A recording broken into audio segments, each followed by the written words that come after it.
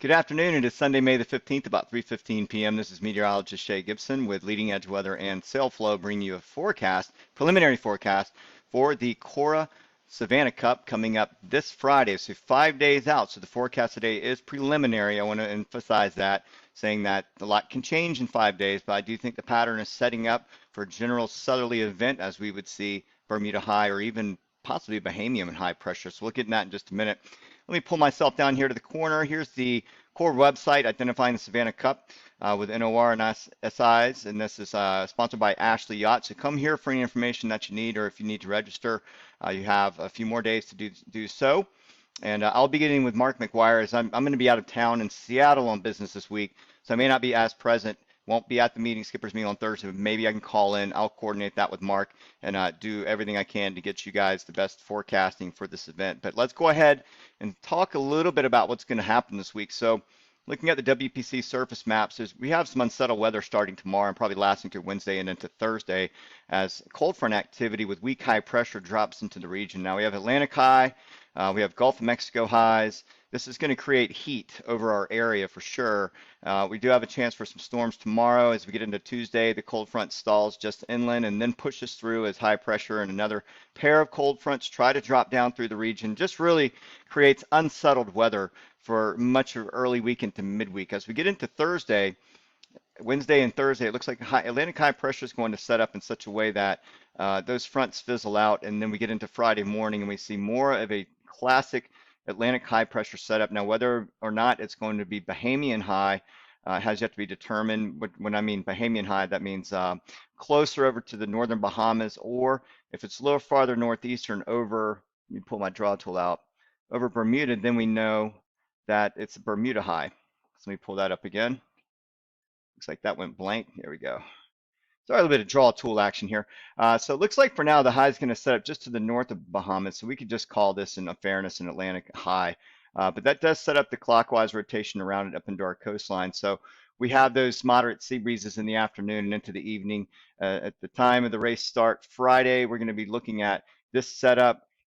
This is going to be setting up Friday morning early. And then now if this high is a little further off to the northeast, we may have lighter winds where winds line up a little bit more southerly for the start. So a little bit of a tricky situation just with the high pressure alone. But it does look like we're going to be in the clear for the morning into early afternoon. Now we cannot rule out thunderstorms later in the afternoon and evening because this is very much a summertime setup. And as you can see here, the ridge axis does stay over Georgia. This is going to be indicative of maybe a weakening wind phase as you go overnight Friday and you head south to Savannah. We may see a weakening of that gradient the closer you get to this ridge axis. This is an extension of the center of high pressure, if you remember, where that center goes through inland and it's just over Georgia. So Sapelo Sound, maybe Ossabaw Sound is where it's at. So I would imagine the closer you get to Savannah, the weaker the winds get just based on what this is showing. So again, 5 days out, I stress that things can change, but this is what it looks like for now on the surface map. Let's take a look at, well, current conditions. I'm using Datascope, but I want to kind of get an idea of maybe what's going to happen here. We're going to take Chutes Folly at the start of the race Friday. So it looks like, only two models as we go out. If we run all models, you can see all the high resolution models, the WFOR 2, the NAM3, the HRRR. As we go in time, those high resolutions drop off, or we're only left with the Canadian and the GFS going all the way out to Friday. So it looks like the Canadian, the CMC, runs a little bit higher. I'm willing to split the difference here. I think the GFS is onto it at the start of the race, being south-southwest, even the Canadian as well. And you're going to see some things shifting throughout the week, day to day, as these models become a little bit more and more exact. Plus, those higher resolution models start to filter in by Wednesday, Thursday. But I still think looking at this, we can expect at least 10 to 14 knots south-southwest, if not 13 to 17 in the harbor. I would always bet on a little bit higher in the harbor simply because our sea surface temperatures are still on the cool side. We will be warming up this week, so we're at 74.8. We may hit that 80-degree mark by Friday, which means that would be full coupling along the outer coast where we start to see these numbers for 11 to 13 start to match these numbers inside the harbor, and that's going to be important as well. We do have some new data out here. Now, this is the Corp buoy. This is Corp buoy A, which only does the wind readings, right? So it has all the wind statistics, but there is a second component to that, and let me pull that over here. and this is the Corn Buoy B. So this is a wave buoy, which is going to help us greatly with some of the forecasts. This is about, I've calculated about 18 miles out off the coast. So a lot of the sailors are going to be going out into that realm, 18 to 20, maybe a little further. Not quite as far as 41004, but the CHR 60 wave buoy is going to be helpful. And if we take a look at the wave, nearshore wave, we pull that data, and I'm just going to pick 41076 is that point.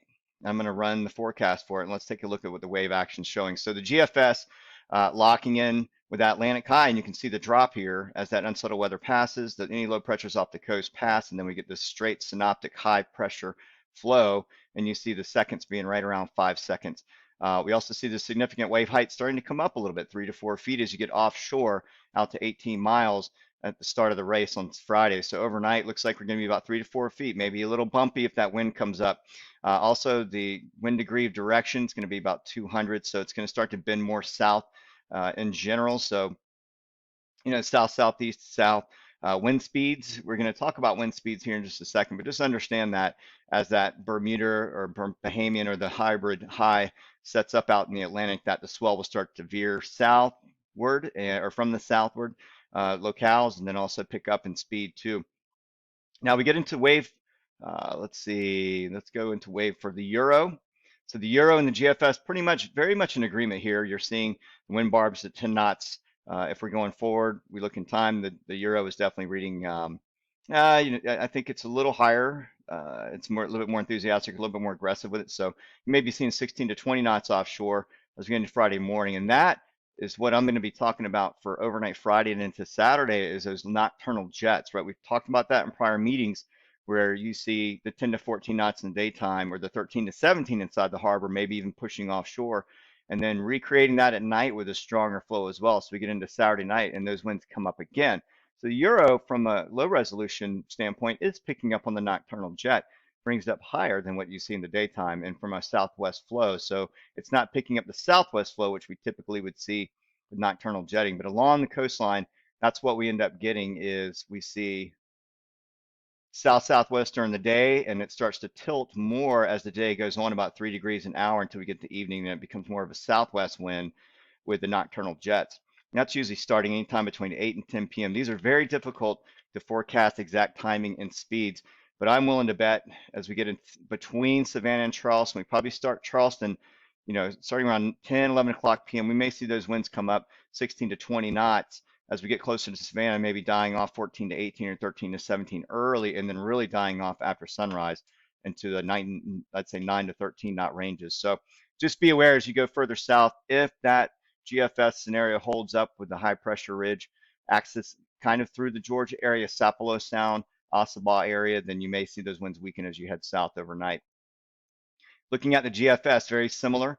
GFS in the morning on Friday starts here as we get into the nighttime, afternoon hours, and the winds do come up as from the sea breezing. So you get into the overnight hours, it is starting to read some of that nocturnal jetting as well in pockets. So you can see right here between Savannah and Charleston is where the winds come up, and it's basically reading 10 to 14 knots with some higher gusts, but you can see how that might fill in right about here along Georgia earlier and then push up the coast and then fizzle out well before sunrise. So there's a lot to consider there as far as nocturnal jet, but I'm willing to bet we're going to get at least 16 to 20 off the South Carolina coast, weakening down to 14 to 18 or even 13 to 17 down Savannah overnight when you get those nocturnal jets. So tune your rigs accordingly for some moderate winds. I wouldn't say strong. You may get some gusting into the low 20s, but I would say definitely tune your rigs for getting a moderate burst at nighttime, maybe at the start with a little bit of a low in the evening and then coming back up. And all this is because the cold front approaching as we get into Saturday and into Sunday. So that anytime you have a cold front approaching, you have Atlantic high pressure and a distant front, you're probably going to see that nocturnal jetting. So I know I've talked enough about the nocturnal jet. I'll leave it alone from there. And we'll call it at that for the start on the race day. We'll say 10 to 14 knots with good potential for 13 to 17 in the harbor. 10 to 14 on the offshore. Unless we get those waters up to 80, get the waters up to 80, we may be looking at 12 to 16 just along the beaches. Overnight, 16 to 20 knots. It does come up pretty strong and then fizzles out sometime early morning between 2 and 5 a.m. down to 9 to 13, possibly even 7 to 11 as we pull into Savannah in the morning Saturday. unless some of you get there earlier. And with that, this recording is now 10 minutes long, and I probably need to stop. But best of luck to everyone this week. I will get more information out as we get in time, maybe in text mode on the Joomla website, so that'll flow out to the CORA website and the skipper's information and offshore wind and weather. This is where they will be, and I will post this video here today. All right, everybody, that's it for now. Thanks for watching, and take care. I'll see you soon.